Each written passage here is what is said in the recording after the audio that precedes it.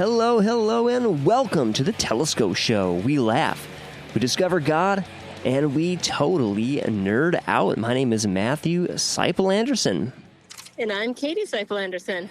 And we are doing this show from different parts of the state today, so we're a little high-tech.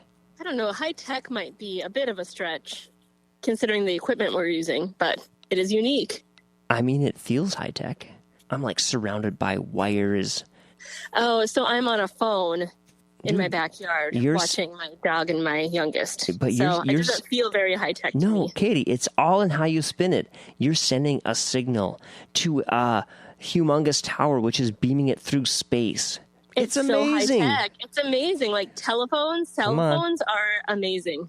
They are amazing. Well, today on the show, we're going to talk about comic conventions and announcements of new shows that have happened, especially at the San Diego Comic Con. And we're going to talk about some shows that maybe are flying under the radar, particularly Willow, which we're excited about. Sure are. But Katie, did you know that the San Diego Comic Con, which is probably the most famous Comic Con, began in 1970? 1970. Older than both of us. I know. It's been running for longer than we have been. It's amazing. Actually, a lot longer than us. It's got a legacy. It'd be fun to go to sometime. Yeah. Maybe someday there'll be a Telescope Show booth at San Diego Comic Con. Well, did you know, Matt, that Marvel produced romance comics from 1945 to 1965? You know, maybe after they run out of well-known superheroes, they'll be busting out some of those old romance stories. Well, you know, there's some romance in some of the superhero stories, too. Maybe they've just combined them. I wonder if Thor Love and Thunder secretly was stolen from one of the old romances. It might. You never know. Did you know that during Marvel's boom in 1984, the head of Warner Brothers Communications Publishing approached DC Comic Universe about purchasing it? Really? Just because they refused the offer. And it's funny because later on, DC became a big hit and Marvel was facing bankruptcy. So what do you think would have happened if Marvel had bought DC? I don't know. Tough to say. I mean, maybe we'd have some of DC's most famous characters in the MCU. Superman, Batman, Green Lantern, those guys. Would it have been beneficial long-term for the fans, or do you think it's better to have kind of some healthy competition? I'm going to say it's better to have some healthy competition. In fact, I would say if Marvel had bought DC, I bet another company would have risen up to challenge Marvel. Well, we'll never know now. Unless, I guess it's still possible that the two could, merge in some capacity or something, but not likely. Yeah, not likely, but, you never know in the world of business. They could merge maybe behind the scenes, but still be separate as far as the fans are concerned. If anyone has any insider information, let us know. I'll totally pay you in Telescope Show stickers off that information. Which are pretty awesome, by the way. They are pretty awesome. Well, speaking of... So, Matt. Yeah, go ahead. You attended Gods, Geeks, and Gamers. Tell us some of the highlights. Yeah, so this convention, it was the first year it was run. So someday when this convention is as large as San Diego Comic-Con, I'll have the bragging rights of saying I was at the first one. Pretty awesome. I met some really amazing artists. That was... and, of course, fans that came through. I got to talk in more depth to the artists and the other people who were, at tables and stuff. So I met a bunch of authors. Eric Childs is an author that we're going to work on having on the show eventually. And, not Eric Childs. Eric Childs is the owner of Mind's Eye Comics in the Twin Cities. He's a super cool guy. Chris Loparco is an author, and he's the one that will be fun to have on the show. So we'll see if that works out. Hopefully it will. A bunch of just artists who work in different mediums. There was actually a guy there sitting at a booth, but also working. He worked for an energy drink company, and he was creating a cartoon thing while he was there. It was fun to see someone who really makes their livelihood in this world at work. That was really fun. And probably the craziest guy I met, I don't know his name, but he loves to wear kilts, Irish kilts. And I was just like, hey, nice kilt. And he's like, oh, yeah, I just find them super comfortable. So he was sitting there in a kilt, and his wife was with him, and she was sitting there in blue jeans, and they made quite a pair. Kilt. I don't think of kilts as being super comfortable, but I've never really worn a kilt. It just seems remarkably like a skirt. It's pretty much a man skirt, I think. I mean, skirts can be comfortable. I wear skirts for comfort sometimes. Maybe you have to try to whip out a kilt at some point, Matt. I mean, do you think I'd look good? Well, is it about looks? It's more about comfort. If I had a plaid kilt, which is what I think of when I think of a kilt, I'll get, some plaid shorts to go under it so it's a little more modest. That's what I'll do. There we go. So you just kind of mentioned some of the highlights. I was going to ask you what the highlights were, and you just dove right into it. So any other highlights you want to share? You're just super excited about it. Well, it was really fun. We did drawings throughout the day. I did drawings every 2-3 hours. And so it was really fun to be giving away comic books and things like that. And people were really excited to get free stuff. And I had a fun time, shopping with the other vendors, buying things at the convention and then drawing names and giving them away. So that was a ton of fun. And I met someone who was from Honduras, which was a crazy connection because you have an uncle who is from Honduras and lives in Honduras with your aunt. Small world. Oh, yeah. Yeah, totally. They were very excited to meet someone who had visited Honduras and knew a little bit about their country. Which is That's one of really cool. Yeah, and it's one of the things I love about these conventions is just the stories and the people you meet. And people are generally very friendly, very open, and it's great. And as a chaplain in that environment, it's also a great opportunity to try to encourage people and try to just be the love of God in a very real way. That's awesome. People are interesting. People are fun. That's the cool thing about conventions or kind of any gathering where you get to meet new people.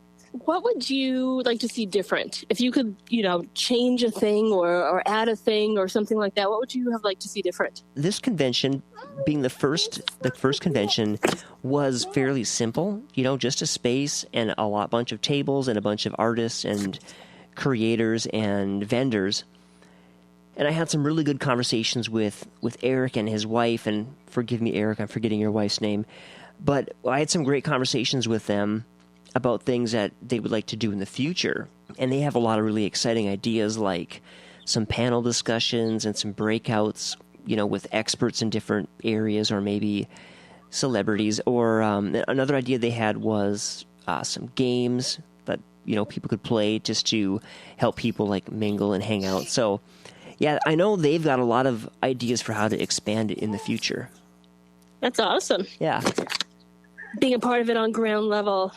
So what was probably your favorite moment, if you could pick one? If you could pick one moment, what would it be? Ooh, a favorite moment. I had a fun moment when I was looking across the convention hall and I saw the author I had mentioned, Chris Luparco. And, you have to paint the picture.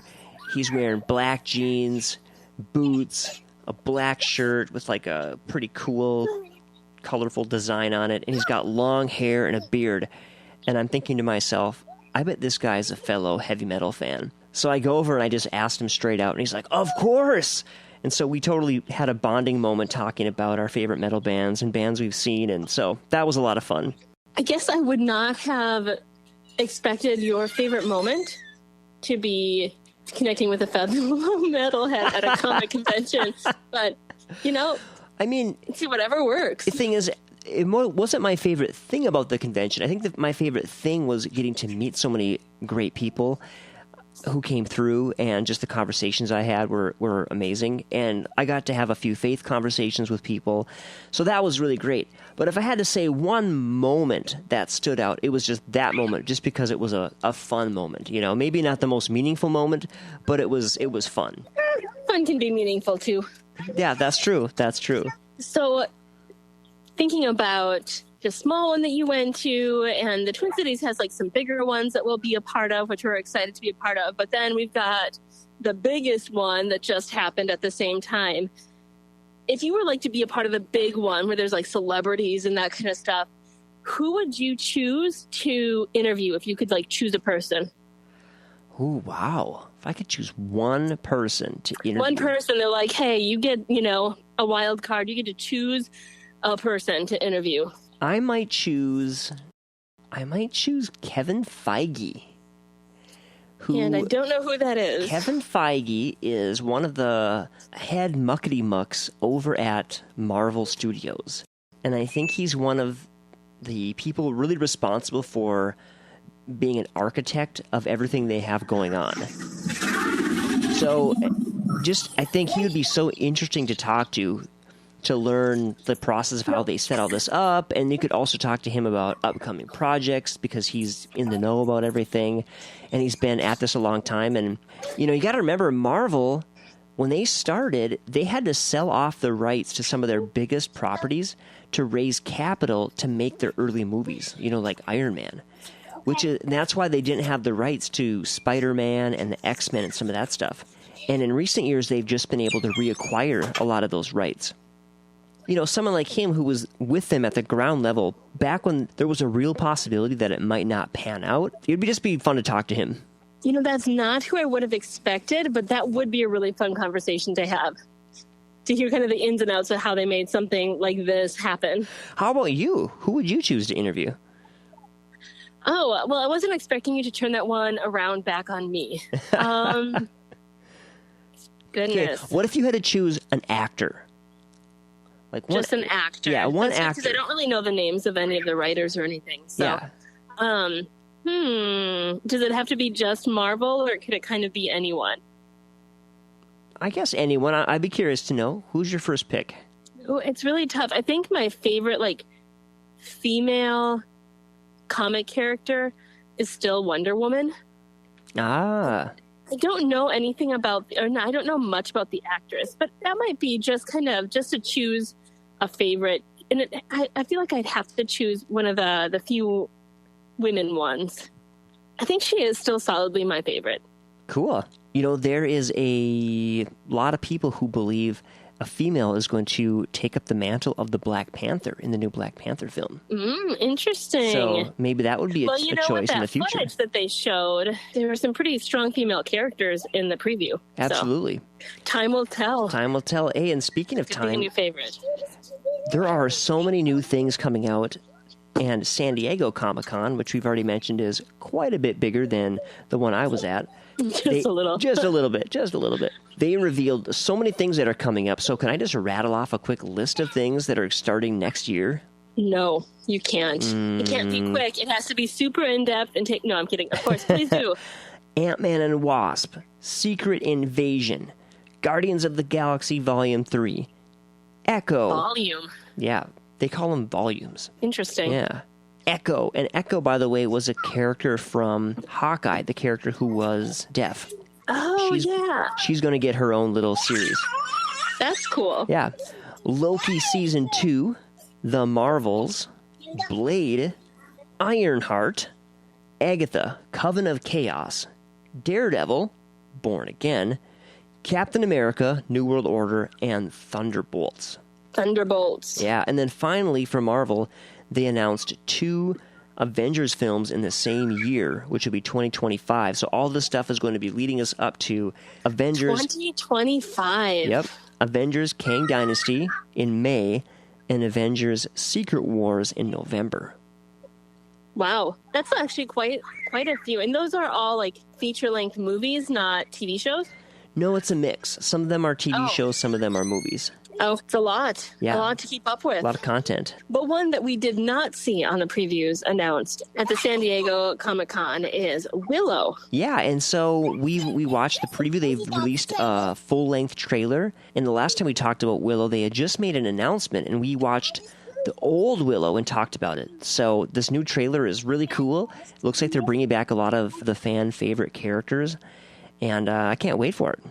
And I think it's coming out at in November sometime. Yeah, November 30th. On Disney? On Disney Plus, yeah. And that's another thing to look forward to. It definitely had kind of a flavor of Lord of the Rings type thing. So it's almost like they're maybe riding the coattails of Lord of the Rings. Yeah, that one will be in full force, and maybe even wrapping up their first season by the time the other one rolls out. That's a great point. Yeah, Lord of the Rings is dropping early September. So by November 30th, yeah, people might be excited about fantasy and wanting a new show to start. Willow will be right there to take them all in. So much to look forward to. And with that, we are going to sign off. Thanks so much for listening, everyone. Katie, have fun while I'm gone, and I can't wait to get home. And till next time, love y'all. Take care. God bless. Bye-bye.